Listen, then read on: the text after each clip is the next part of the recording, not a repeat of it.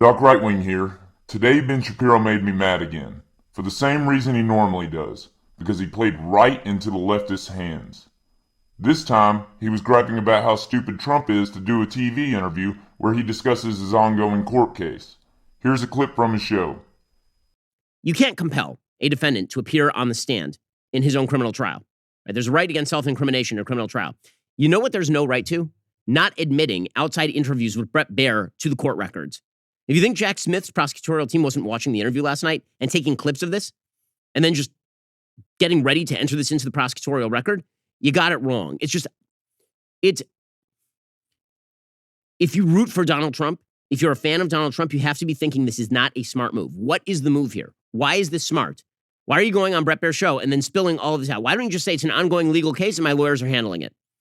Why? So the answer to that is pretty simple. He's running for president, bro. And maybe I should give you the benefit of the doubt and assume you didn't know that, because of course a presidential candidate would need to explain a federal indictment to the American people. I suppose Ben would just refer us all to his lawyer and follow up by asking for our vote. Clown. And this is why Ben often angers me. While he's busy criticizing Trump for being classic Trump and running his mouth a little too much during a TV interview while he's running for re-election, Ben is missing, or at least unjustifiably neglecting, the bigger picture entirely. You see, Trump's political enemies have been investigating him literally nonstop since 2016. In fact, nonstop investigation doesn't quite cut it, because most of the time there were multiple investigations running. Despite all these investigations, the biggest crimes they could find are apparently 1. Stubbornly trying to keep classified documents like many other presidents, Obama.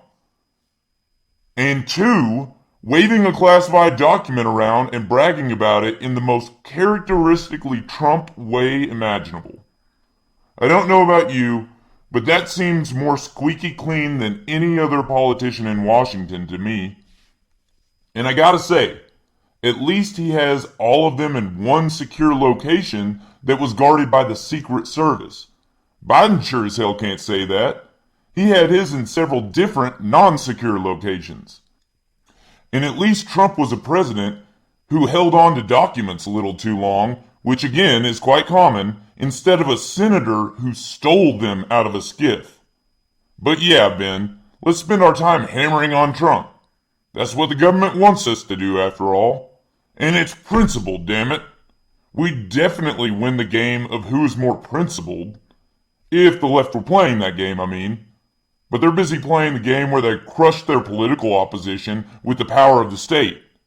And thanks to principled conservatives like Ben, they're winning at that one. Now I want to play a few more clips from Ben's show and rebut his tunnel-visioned view on all of this. I have every right to have those boxes. This is purely a Presidential Records Act. This is not a criminal thing. There, Trump gives a reasonable legal argument that his lawyers will no doubt repeat in court. Presidents disagreeing with the deep state bureaucrats on whether they should have the right to keep classified documents is again quite common. The aggressive raid and criminal indictment of a former president and current presidential candidate, however, is unprecedented. They went to DOJ to subpoena you to get them Which back. they've never done before. Right. And But why not just hand them over then? Because I had boxes. I want to go through the boxes and get all my personal things out. I don't want to hand that over to Nary yet. This seems entirely reasonable to me too. He's essentially saying that he didn't keep all these documents from his very busy presidency super organized, and some of his personal non-classified documents may have gotten mixed in, and he wanted a chance to separate them out before handing them over to a bunch of Trump-hating, deep-stating bureaucrats who would immediately leak them to the media for a nice payday. I'd absolutely want to do that too if I were Trump. And obviously that's a long and boring task, so I'd procrastinate the hell out of it. After all, the federal bureaucracy isn't exactly known for speed, and when it takes them 5 years to indict Hunter Biden for a misdemeanor tax crime, you'd think they'd be the patient type. But gosh, wouldn't you know? They got right on top of Trump's case. No 5 years waiting around for this one. These slow, pear-shaped bureaucrats suddenly became the freaking A-team when Trump stepped out of line. Now here's Trump talking about the classified document he was waving around and getting all braggadocious about. There was no document. That was a massive amount of papers and everything else talking about Iran and other things. So although this story has been repeated everywhere in a way meant to give you the impression that Trump was waving a top secret paper in people's face, Trump is saying that he was referencing a box of documents, which seems far more innocuous than Ben Shapiro seems to think it is. Okay, so now he's trying to claim the papers that he was waving around. So he's claiming two separate things in these clips. Thing number one that he's claiming is, yes, I took the boxes and I was moving them around. That's the thing they're charging you with, man. His lawyers are like, what are you doing? It's like, yeah, I moved them out. They had my stuff in them. Why shouldn't I? Because they're literally accusing you of doing that thing. And then they subpoenaed those documents and then they raided your house and they found classified documents in the boxes that you were moving around. Don't say the thing. Don't do it. My big problem with this is that it's victim blaming. Trump has been unfairly investigated for years by leftists who disagree with him politically, and both political sides know what a big mouth he has.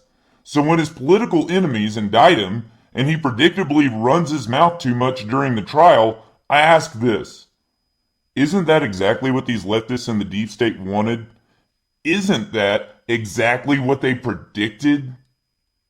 And when Ben criticizes Trump in the midst of all this, I can't help but feel that the John Brennans and the James Comeys of the deep state love to hear that. And I can hear Ben's counterargument in my head already. He'd say, I'm claiming that Ben is playing into the hands of the left because Ben is criticizing Trump for playing into the hands of the left.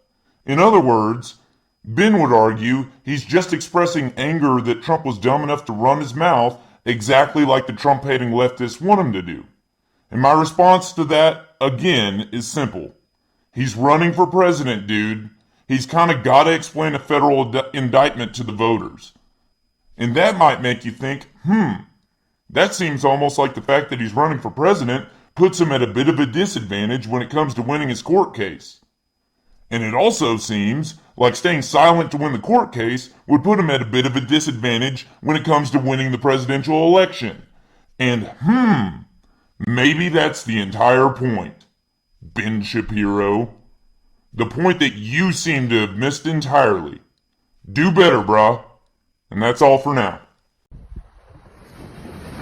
Please like and subscribe. Visit my site, docrightwing.com. And until next time, comrades.